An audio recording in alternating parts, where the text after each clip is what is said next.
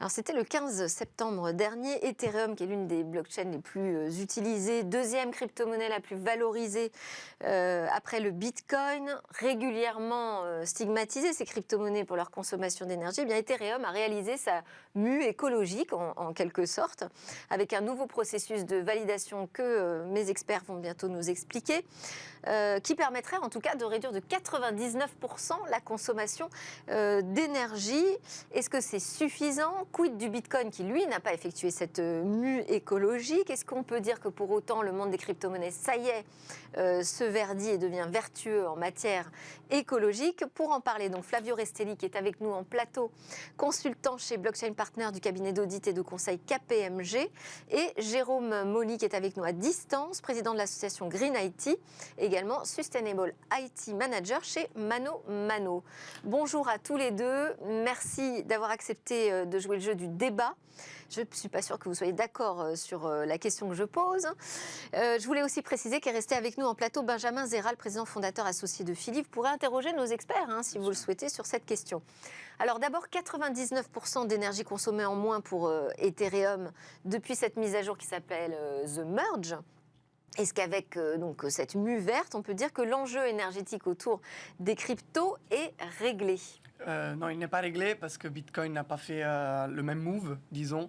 Mais d'abord, peut-être, permettez-moi de faire un pas en arrière et essayer de comprendre pourquoi est-ce qu'il y a besoin d'une méthode de consensus. En fait, je rappelle que quand on parle de blockchain, on parle d'un registre de données décentralisé. Donc, en gros, c'est comme si moi, j'avais un cahier, vous le même, Benjamin également, mais on doit se mettre d'accord pour avoir les mêmes données dans ce cahier. Alors, comment on fait? Il va falloir créer ce qu'on appelle une méthode de consensus. Il se trouve qu'aujourd'hui, il y a essentiellement deux grandes manières de se mettre d'accord là-dessus. Soit on utilise l'accès à l'énergie comme vecteur de sécurisation du réseau, c'est ce que Bitcoin fait avec la fameuse méthode de la preuve de travail, Ouais. soit on utilise l'argent. Donc on bloque tous de l'argent là-dedans, on est sûr que du coup on ne va pas essayer d'aller à l'encontre de l'intérêt du secteur parce qu'on perdrait de l'argent nous-mêmes. Ça, c'est ce qu'Ethereum fait aujourd'hui et d'autres blockchains font également. Donc effectivement, quand on parle de la problématique environnementale, le plus souvent, on s'attaque directement à Bitcoin. Ce qui ne veut pas dire que Bitcoin est un problème pour l'environnement, je pense qu'on aura le temps de le démontrer, parce que essentiellement, si je vous fais un petit spoiler, il faut casser cette équation qui va beaucoup trop vite entre consommation énergétique, parce qu'effectivement Bitcoin consomme beaucoup d'énergie, et empreinte environnementale, là où Bitcoin n'a pas du tout une mauvaise empreinte environnementale, loin de là. Ok, très bien. Là, vous lancez les hostilités. On va donner la parole maintenant à Jérôme Molly. Donc, c'est bien parce qu'on a pu comprendre déjà ce qui s'était passé au niveau d'Ethereum, le changement du processus de validation finalement des transactions. Est-ce que selon vous déjà, côté Ethereum, avant d'aborder la question du Bitcoin, on a réglé le problème de la question énergétique? Alors, est-ce qu'on a réglé le problème? Je ne sais pas, en tout cas, on l'a réduit. Donc, en effet, 99%, bon, ça vous semble crédible? c'est approuvé. Aujourd'hui, un des grands sujets sur les études, sur les cryptos et sur les études environnementales d'une manière générale, c'est sur la transparence des données, des méthodologies, etc. Donc là, en préparant cette table ronde, j'ai regardé un petit peu et les études sortent et se contredisent toutes les unes derrière les autres. À quelques jours d'intervalle. Donc aujourd'hui, c'est difficile d'avoir une vision globale sur le sujet. En tout cas, on est sûr que ça fait du bien d'économiser donc 99% de l'énergie. Ça, personne va dire que c'est une mauvaise chose. Maintenant, en effet, il y a plusieurs sujets. Il y a le fait que, d'accord, Ethereum a fait une mue, c'est bien. Bitcoin ne l'a pas faite, c'est moins bien. Surtout que c'est quand même Bitcoin qui est dominant sur le marché. Et l'autre sujet, c'est aujourd'hui quand même de prouver l'utilité, ou en tout cas de manière claire, les arguments écologiques des cryptos par rapport au système traditionnel. Donc là aussi, on manque cruellement de chiffres, tout simplement parce que les preuves sont difficiles à trouver. Et donc voilà, c'est compliqué de se positionner aujourd'hui sur est-ce que c'est vraiment mieux par rapport à quoi.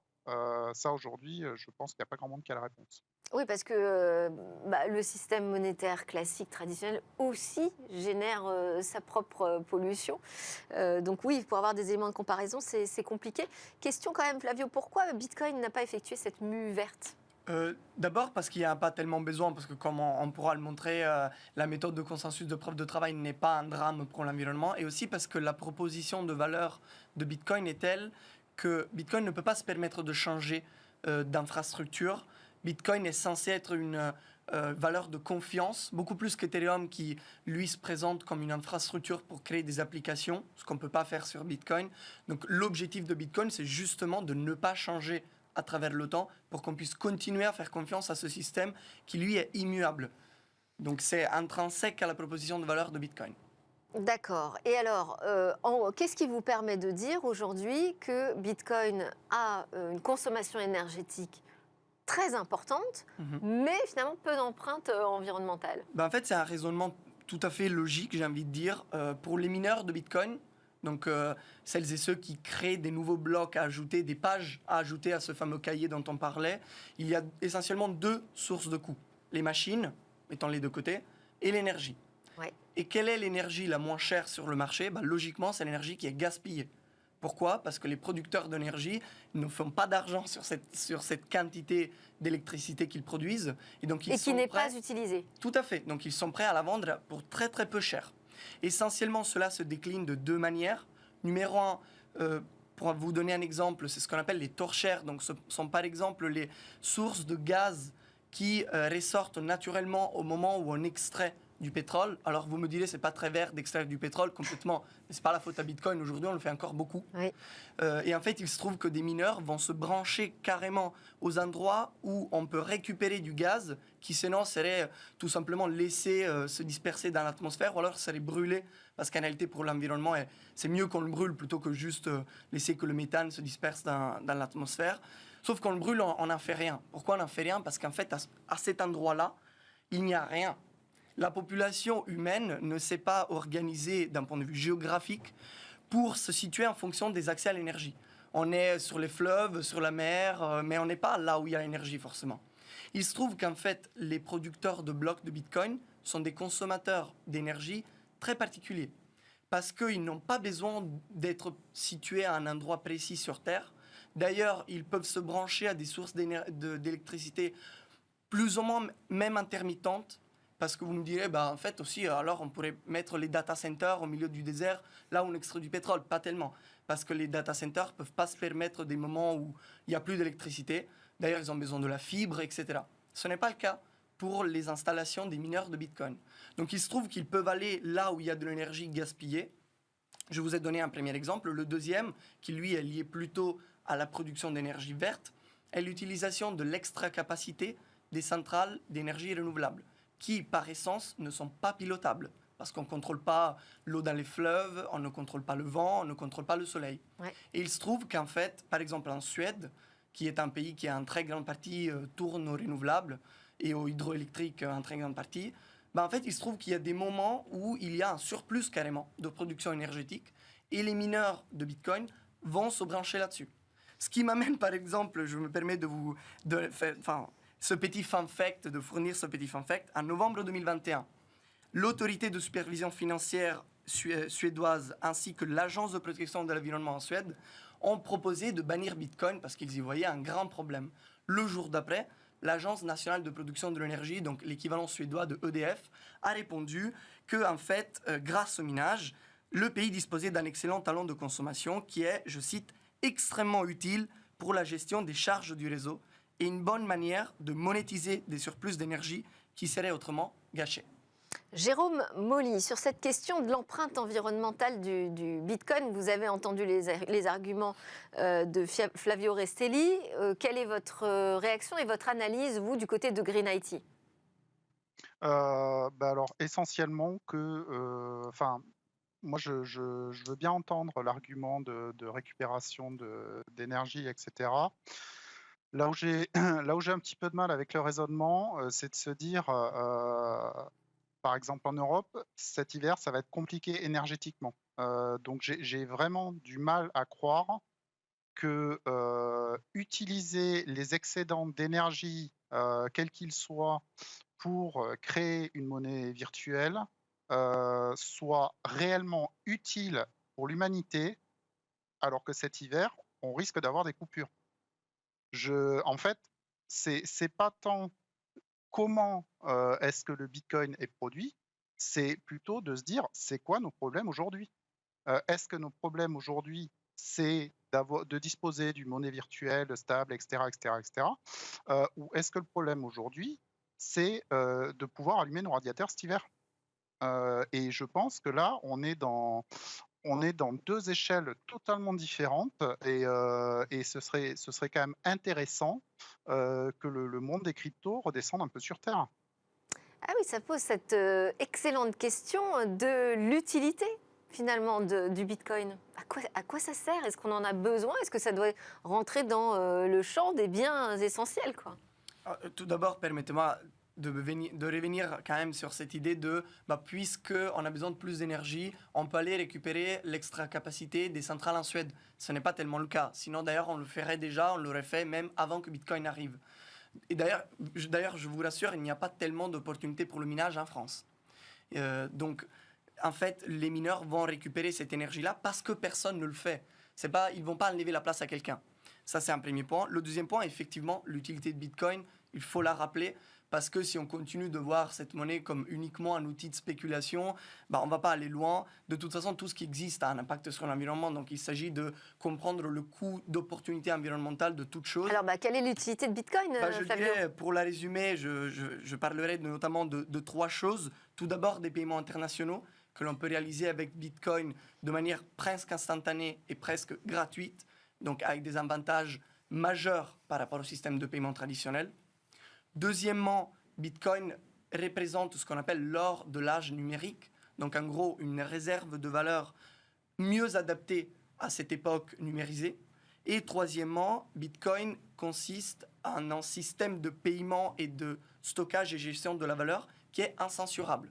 Donc il nous permet d'avoir accès directement à nos fonds, de détenir directement de nos fonds et de les gérer librement. Ce qui est peut-être pas crucial en France, mais qui est particulièrement important lorsqu'on veut se mettre à l'abri des totalitarismes politiques, des monopoles privés, notamment dans d'autres zones du monde. Alors, donc après, on ne va pas débattre de est-ce que ça vaut vraiment la peine ou pas. On a eu deux points de vue sur cette question de l'utilité. Je voudrais qu'on avance sur la question encore environnementale. En France, il y a la loi REEN assez récente qui a été votée pour réduire l'empreinte environnementale du numérique. Il va falloir quand même qu'on apprenne à les chiffrer, ces impacts environnementaux du numérique et notamment des crypto-monnaies. Jérôme? Oui, alors il va falloir qu'on apprenne à les chiffrer et clairement, il va falloir notamment au niveau législatif, le monde numérique est un monde hyper complexe. C'est ce qui fait, toute sa valeur. C'est la puissance et la facilité avec laquelle on peut faire des choses extrêmement complexes. Maintenant, il est aujourd'hui très difficile d'avoir des chiffres précis. C'est relativement simple quand on dit voilà, quel est l'impact d'un serveur, quel est l'impact d'un smartphone, etc. C'est beaucoup plus compliqué quand on se dit quel est l'impact d'un data center qui est réparti sur plusieurs zones mondiales, etc. etc. Et là, je pense qu'il y a un vrai enjeu législatif, sûrement supranational, sur le fait d'obtenir des chiffres des différents acteurs du numérique, ceux qui fabriquent le matériel. Aujourd'hui, c'est extrêmement compliqué de savoir quel est l'impact du matériel. On est obligé de faire des calculs, extrêmement complexe parce que les données ne nous sont pas données par les constructeurs. On est obligé de recréer ces données-là. Et idem pour la partie telco. Alors, il devrait s'améliorer assez rapidement. Idem pour la partie des utilisateurs, etc. Donc clairement, aujourd'hui, c'est un sujet sur lequel nous aussi, on avance en termes d'études. J'ai quand même vu passer des chiffres. Je ne sais pas ce qu'ils valent. Une transaction Bitcoin qui dépenserait 3 994 fois plus d'énergie que la même transaction via une carte bancaire classique. la consommation du Bitcoin qui serait de l'ordre de la consommation électrique d'un pays comme l'Irlande. Enfin, on a des chiffres quand même qui circulent. Alors, ce qui est intéressant, c'est qu'on en a très peu par rapport à ce que Bitcoin pourrait substituer. Donc, par exemple, est-ce que vous avez des chiffres concernant l'impact environnemental de la filière de l'or? Sauf qu'il se trouve que la filière de l'or contribue à la déforestation et on extrait l'or avec le cyanure. Donc, je pense que c'est très important de faire de la recherche pour avoir plus d'informations par rapport à l'impact environnemental des cryptos. C'est-à-dire pas juste s'en tenir à la consommation d'énergie, mais aussi aller voir l'impact sur les ressources. Déjà, ça c'est très important, mais aussi d'établir des éléments de comparaison. Parce qu'on ne pourra pas s'en sortir si on continue de critiquer les crypto-monnaies, mais qu'on ne fait pas du tout la même analyse lorsqu'il s'agit des banques, du secteur financier traditionnel, de la filière de l'or, etc., etc. Ceci dit, Et ceci dit, on leur impose aujourd'hui, maintenant, désormais, quand même, de chiffrer cette empreinte environnementale à qui? à ces économies. Vous parlez des banques, par exemple. Enfin, même toute l'économie aujourd'hui est appelée à chiffrer son empreinte carbone. Effectivement, mais je trouve qu'aujourd'hui, il y a quand même un déséquilibre important que l'on peut constater entre l'attention qui est mise sur Bitcoin et sur sa consommation énergétique et sur d'autres sources de pollution, sans même pas parler du fait qu'on s'arrête toujours, encore une fois, au débit énergétique et qu'on ne va pas plus loin en se demandant est-ce qu'on pourrait faire autre chose avec cette énergie? Et la réponse est surtout non, la plupart du temps. Mais je vous donne quand même quelques stats assez marrantes. Au mois de décembre, aux États-Unis, du fait des lumières que l'on installe pour fêter Noël, on consomme environ ce que consomme Bitcoin sur tout le mois, dans tout le monde. Sur toute l'année aux États-Unis, pour alimenter les sèche-linges, on consomme plus ou moins la même énergie que consomme tout le réseau Bitcoin sur toute l'année. Alors, j'invite celles et ceux qui nous écoutent à revenir vers moi s'ils ou elles veulent les sources, parce que je les ai. Mais j'essaie d'insister sur le fait qu'il y a une attention complètement disproportionnée sur cette question-là par rapport aux cryptos. Et je pense que ça devient vraiment, on en est au point où ça devient néfaste, non seulement pour les cryptos, mais pour la science en général. Les problèmes environnementaux aujourd'hui sont très très sérieux. Je pense que nous avons tous intérêt à s'y pencher dessus en étant impartiels et en étant lucides. Ce qui veut dire, ne nous arrêtons pas seulement à combien d'énergie on consomme, mais aussi essayons de comprendre quel type d'énergie on consomme et si on pourrait faire autre chose avec cette énergie, mais aussi établissons des comparaisons. Parce que du coup, oui, peut-être Bitcoin consomme plus que quelques petits États, mais les sèche-linges aux États-Unis également. Et qui parle de ça? Pourquoi les médias ne parlent pas de ça? Intéressant. Je vais vous laisser réagir, Jérôme Molly, mais enfin, juste avant, je voulais dire quand même, cette prise de conscience environnementale, elle a des effets bénéfiques aussi, puisqu'on a vu cette mue réalisée par Ethereum qui apporte quand même une réduction importante de la consommation d'énergie. Certainement. Mais c'est pas moi qui débat avec vous, c'est Jérôme Molly. Je vous laisse réagir, Jérôme. Oui, en fait, je suis complètement d'accord sur le fait qu'on doit prendre en compte, et aujourd'hui, c'est un sujet qui est vraiment en manque de bras, et on doit prendre en compte tous les différents aspects qu'on peut avoir en termes d'impact écologique. Donc aujourd'hui, clairement, on a une incitation, voire une obligation à réaliser des bilans carbone. Aujourd'hui, un bilan carbone, c'est bien, mais ça ne prend pas en compte tous les aspects écologiques. Ça prend en compte le réchauffement climatique, qui est un problème qu'on va avoir dans 30 ou 40 ans, ce qui est demain à l'échelle de l'humanité.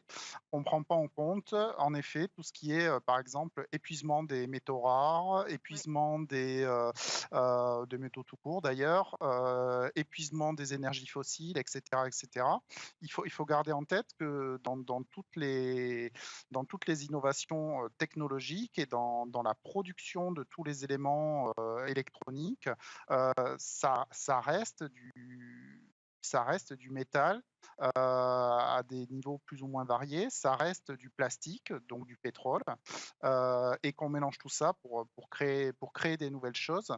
Ce serait intéressant de se pencher sur des vrais cas métiers et des vrais enjeux de comparaison, en effet, en disant, ben voilà, c'est quoi aujourd'hui pour, je ne sais pas, un acte d'achat, acheter un ticket de bus, acheter un ticket de métro, acheter un croissant à la boulangerie, quel serait l'impact en termes d'épuisement des ressources non renouvelables, en termes donc d'énergie, en termes d'émissions de gaz à effet de serre, en termes de pollution de l'eau. Qu'est-ce que ce serait la différence entre faire ça par le système monétaire traditionnel, faire ça par le système des crypto-monnaies? Et là, on aurait des vrais éléments de comparaison. Merci beaucoup, Jérôme Molly de Green IT. Flavio Restelli, merci. Vous avez été très pédagogue. On a bien compris que c'était bien plus compliqué que ce qu'on croyait aujourd'hui de répondre à cette question. Très pédagogique, très convaincant. Hein, Honnêtement, Fabio. je suis moi-même convaincu. bon, ben voilà. Par contre, ce qu'il faudrait ajouter, c'est d'avoir des critères en fait. Des critères un peu comme ce que propose l'aviation, l'automobile, d'avoir des critères de pollution et de quantifier ça au nombre de CO2. Eh ben, on est tous d'accord. Merci beaucoup, Flavio Restelli de Blockchain Partners KPMG, Jérôme Molly de Green IT et Benjamin Zera de Philly. Juste après la pause, on parle d'éthique dans le cadre de la création de tous ces avatars.